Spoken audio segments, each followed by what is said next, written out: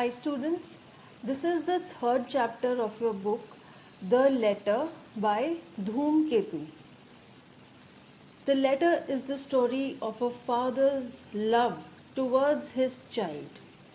He is eager to know of his child's well-being and waits for the letter to arrive. It is a touching story of grief and separation. I'll tell you about the author.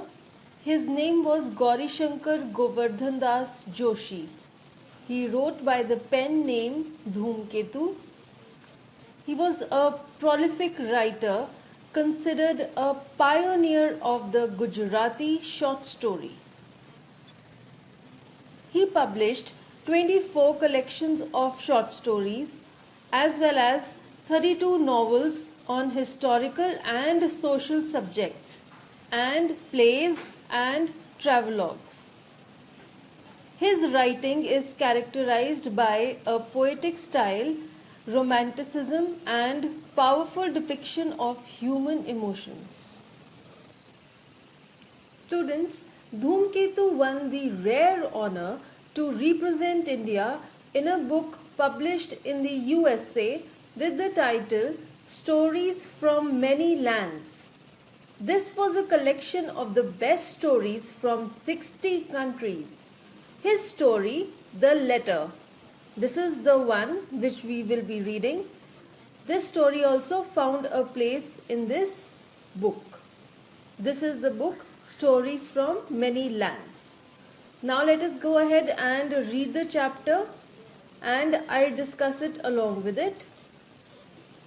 In the grey sky of early dawn, stars still glowed as happy memories light up a life that is nearing its close.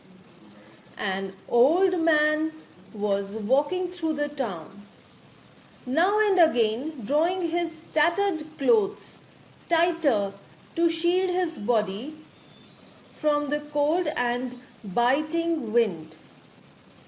From some houses came the sound of grinding mills and the sweet voices of women singing at their work.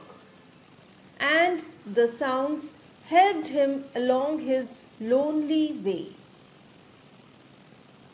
Now here, dawn is the time which marks the end of the night and the beginning of twilight.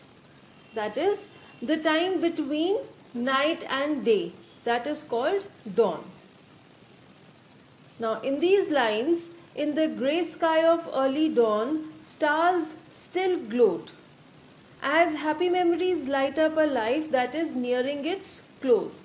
So here the author is comparing the sky at dawn to old age. He says that at dawn the stars are still glowing in the sky, which is grey in color as night is nearing an end. Similarly, in old age, happy memories are the bright shining stars which brighten up the life which is about to end. Tattered here means old and torn.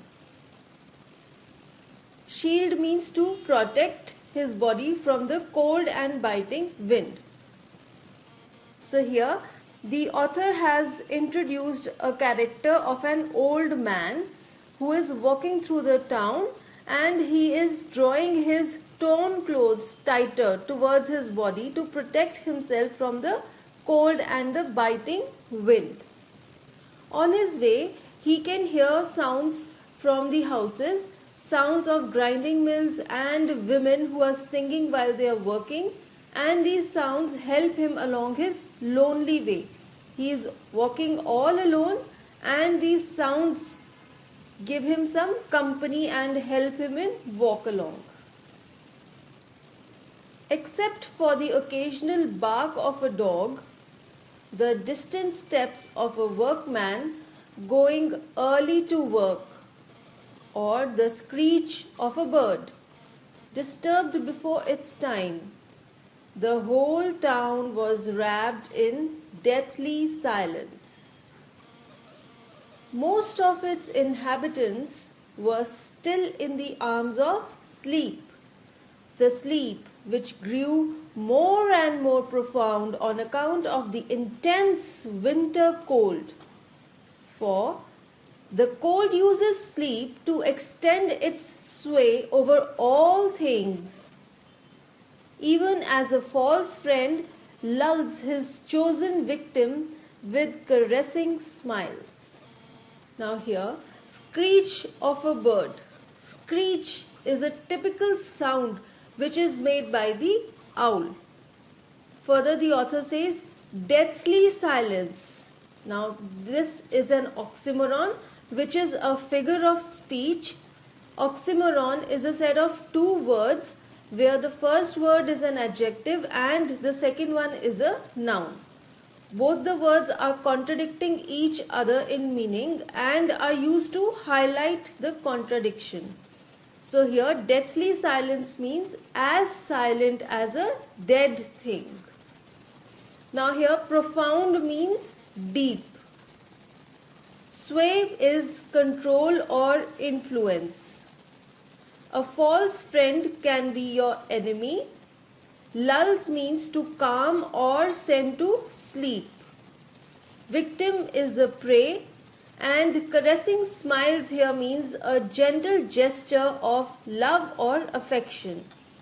So this is a very important comparison the author has made. He says the cold used sleep to extend its sway over all things, even as a false friend lulls his chosen victim with caressing smiles.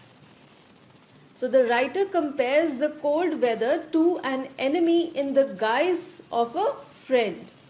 An enemy who is disguised as a friend lures his prey with a comforting and affectionate smile. Similarly, the cold weather also befriends people with the comfort of sleeping for long hours, but actually what it is doing, the prolonged sleep is killing the people. Let us read ahead. The old man, shivering at times but fixed of purpose, plodded on till he came out of the town gate on to a straight road. Along this he now went at a somewhat slower pace, supporting himself on his old staff. On one side of the road was a row of trees, on the other side the town's public garden. The sky was darker now and the cold more intense, for the wind was blowing straight along the road, on which they fell like frozen snow, only the faint light of the morning star. Now here the author says that this old man was fixed for purpose. It means he was determined. Staff is a stick or cane carried as an aid in walking or climbing. So this old man was holding a stick which would help him to walk. Morning star is reference to Mercury or Venus or Sirius. It could be any of these three which appears in the sky before sunrise. So there was only the light, the faint light of this morning star. At the end of the garden stood a handsome building of the newest style, and the light gleamed through the crevices of its closed doors and windows. Beholding the wooden ark of this building, the old man was filled with the joy that the pilgrim feels when he first sees the goal of his journey. On the ark hung an old board with the newly painted letters Post Office. Now here the author is saying that there is a handsome building at the end of the garden, and crevices over here means a narrow opening or a crack. So there were crevices in the doors and windows through which light gleamed. Beholding means taking a look at or seeing. So when he saw the wooden ark of this building, the old man who was walking through the town was filled with the joy. He was very happy. The joy was that the pilgrim feels when he first sees the goal of his journey. Pilgrim is a traveler on a journey to a holy place. Pilgrim is a person who is traveling to a holy place. Holy means a place which has religious sanctity. Feels when he first sees the goal of his journey. Goal of his journey means the goal of the pilgrim's journey. That is, the holy place is the goal of the journey of a pilgrim. So for the old man, this building was a holy and sacred place. On the ark is this kind of a shape. It was a wooden ark made, that is, it was made of wood. Hung the old board with the newly painted letters, Post Office. So this building, which was the pilgrimage of this old man, the building, a holy place for the old man, is the post office. The old man went in quietly and squatted on the veranda. The voices of 2 or 3 people busy and their routine work could be faintly heard through the wall. Police Superintendent, a voice called sharply. The old man started at the sound but composed himself again to wait. But for the faith and love that warmed him, he could not have borne the bitter cold. So here the old man sat like this with his legs crossed on the veranda. He was sitting on the veranda of the post office. So from inside he could hear the voices probably of the men who were working inside the post office. Suddenly there was a voice which called out for the police superintendent. So the old man was startled at the sound, but he realized that his name was not called out, and so he sat back. But for the faith and love that warmed him, he could not have borne the bitter cold.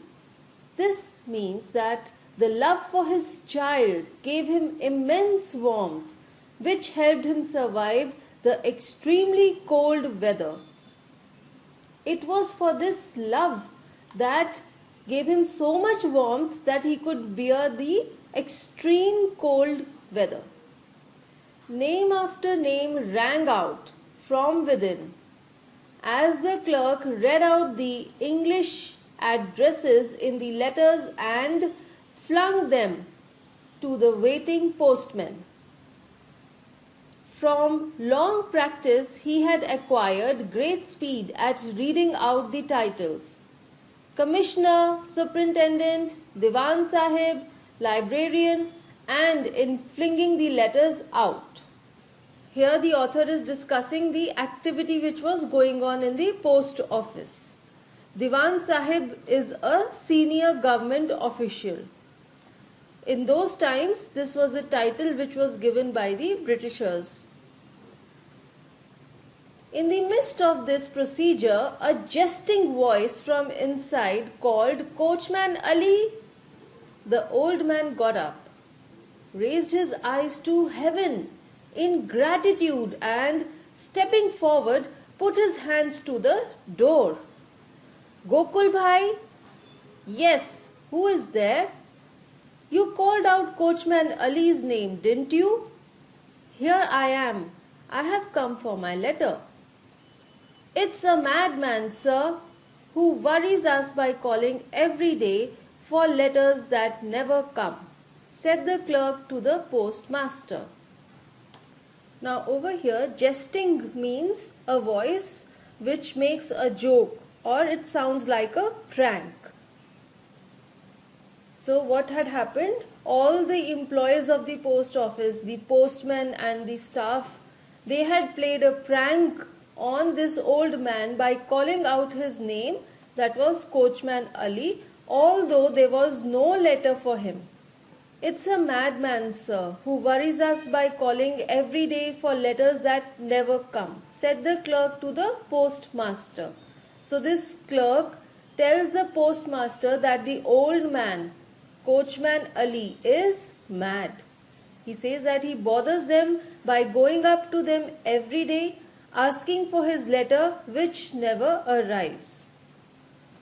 The old man went back slowly to the bench on which he had been accustomed to sit for 5 long years.